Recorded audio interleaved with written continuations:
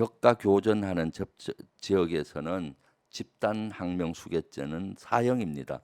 그리고 집단 그래요? 항명죄는 예. 사형 또는 무기징역이에요. 근데 지금 같은 사항에서는 네. 집단 항명 수괴죄는 최소한 3년 이상 징역형이고 음. 집단 항명을 했던 사람은 7년 이하의 징역에 예. 처해지는 사항이죠. 그러니까 어. 엄청난 사항이거든요. 그렇네요. 10분 양보해서 네. 국방부 장관이 보류 지시만 했고 뭐 했는데 어겨서 보냈다라고 하면은 제가 봤을 때 법의 형평성으로 보면은 지시한 것이 명확하고 네. 어겼다면 항명죄라기보다는 평시잖아요. 네. 지시 불이행에 해당이 돼요. 예, 아. 그러면 징계 정도 사유죠. 왜냐 처음부터 그런 거 한 거 아니잖아요. 문서로 다 결제 맡았고 이첩하겠다고.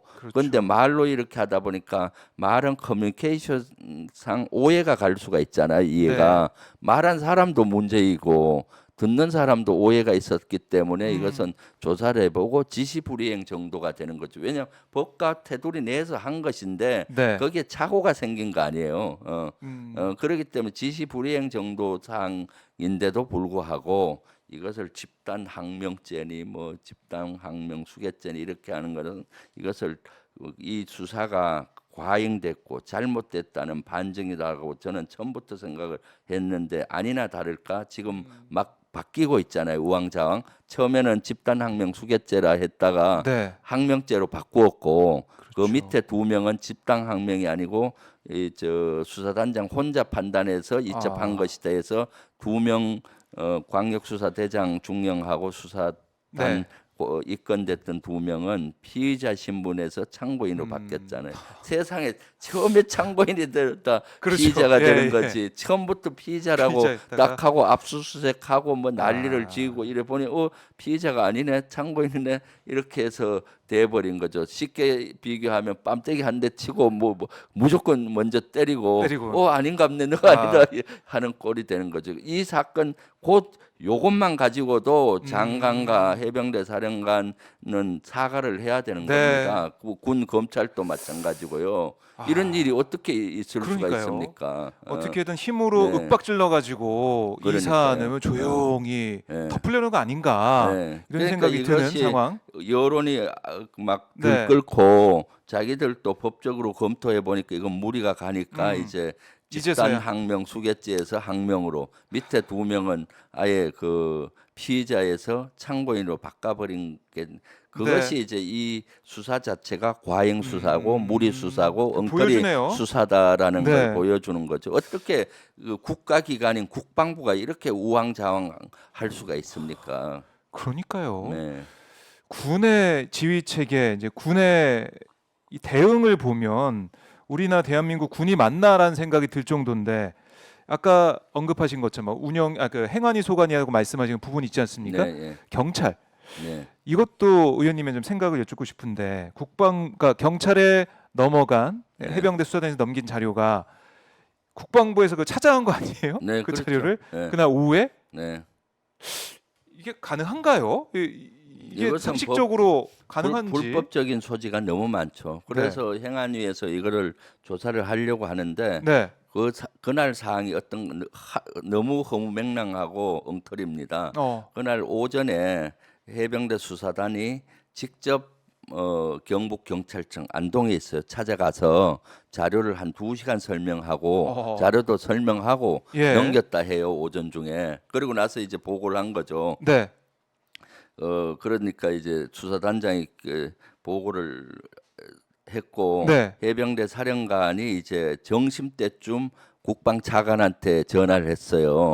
아이고 얘들이 말 안 듣고 뭐 어떻게 이첩한 것 같습니다 하고 네. 했겠죠. 이첩은 했다. 보고를 한 거예요. 네. 그럼 차관도 자기들이 그렇게 노력했는데 이첩이 돼 버리니까 당황스러웠겠죠.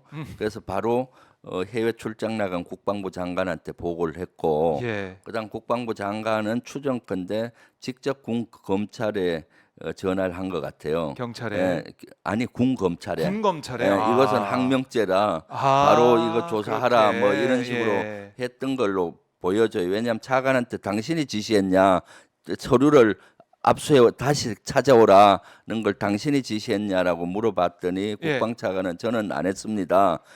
자기가 음. 생각할 때 현재 해외 나가 있는 장관님이 직접 군 검찰로 지시해서 그 경찰에 있는 서류를 다시 찾아오라 했습니다라는 거예요. 그러면 신범철 그때가 차관의 말에 따르면 군 검찰은 한 이제 정신 먹고 나서 이제 알았을 거 아니에요. 네. 그럼 그거 찾아올 사람 한 두세 명 간 것 같은데 정하고 하는데 한두 시간 걸리고 그렇죠. 그럼 또 서울에서 갔는데 한 3시간 차로 가고 그러니까 결국은 오후 한 저녁 7시쯤 찾아왔다고 지금 여론 뉴스에 예. 나오더라고요. 음. 제가 따지니까 최소한 5시간 이상은 있는 거죠. 그렇죠. 그래서 그거 불법이 아니냐라고 했더니 경찰에 이첩이 안 된 상태이기 때문에 찾아왔다는 거예요. 그럼 이첩이 왜 안 됐냐? 주고 오면 됐지. 그렇죠. 관리 번호를 안 땄다고 해서 그러면 법무관리관한테 물었거든. 그거 네네네. 확인했느냐 했더니 네. 확인을 못했다는 거예요. 그리고 경찰에서도 킥스라는 어떤 정보 체계에 탑재를 했을 때 자기들은 이첩으로 본다 했는데 그건 엉터리예요. 왜냐하면 킥스라는 그것은 경찰하고 검찰끼리는 공유되는 망이에요.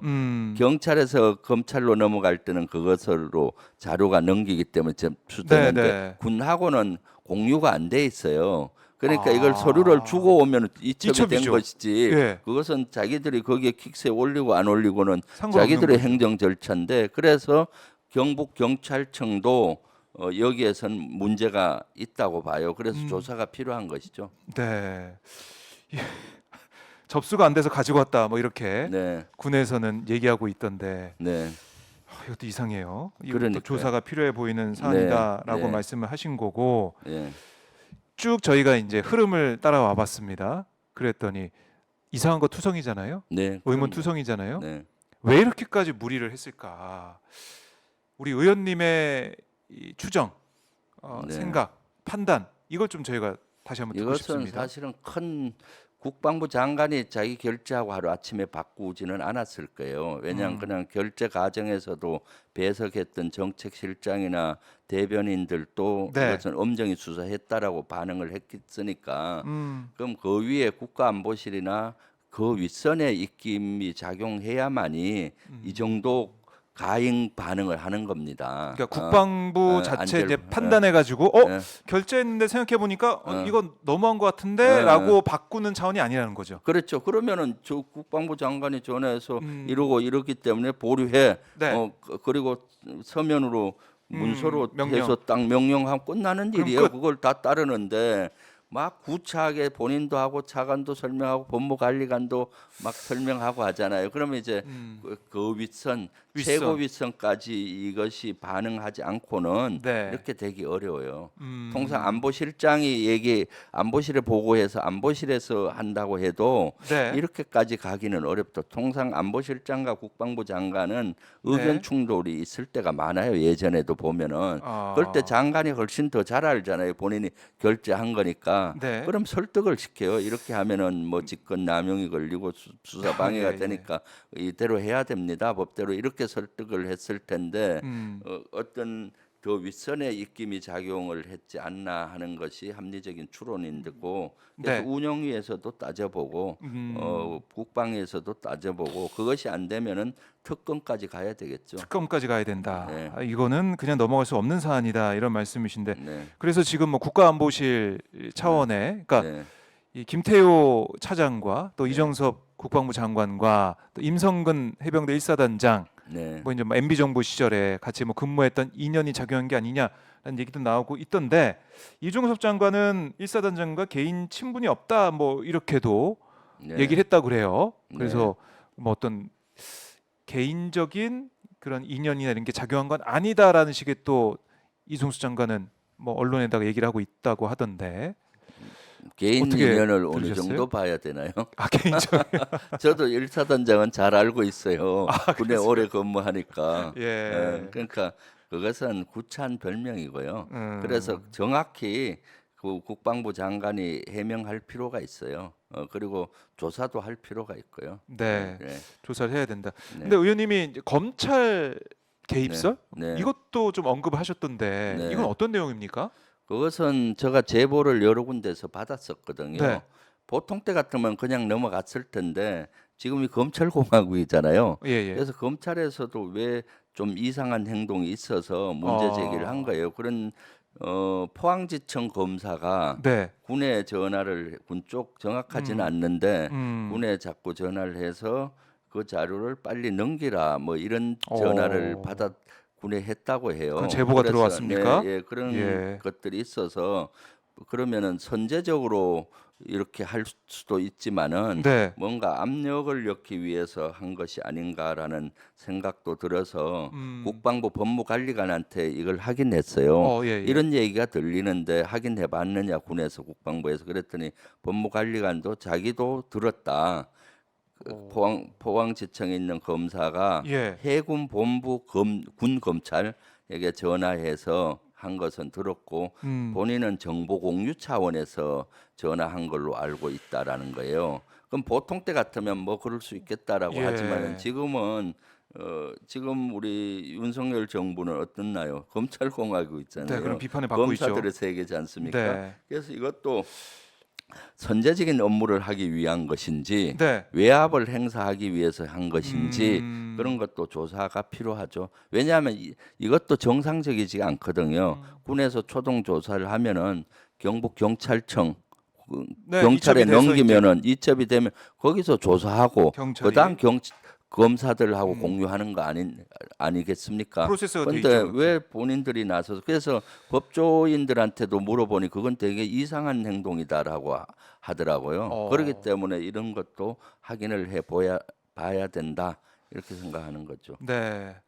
자, 이 해병대 수사 관련해서 저희가 쭉 한 40분 가까이 얘기를 나눠봤는데 네, 이거는 그냥 뭐 일주일에 한 번 얘기하고 끝날 문제가 아닌 것 같고요. 네, 저희가 매주 상황이 어떻게 달라지고 업데이트가 되는지 네. 김병재 의원님과 쭉 팔로우를 하도록 하겠습니다. 오늘 국방위가 그럼 열리게 되는 겁니까? 어떻습니까? 10시에 전체 일을 열도록 우리 그 국민의힘에서는 거절을 했기 때문에 아, 요구서를 제출을 했습니다. 그래서 네. 지금 가서 정상적으로 열렸으면 좋겠는데 음.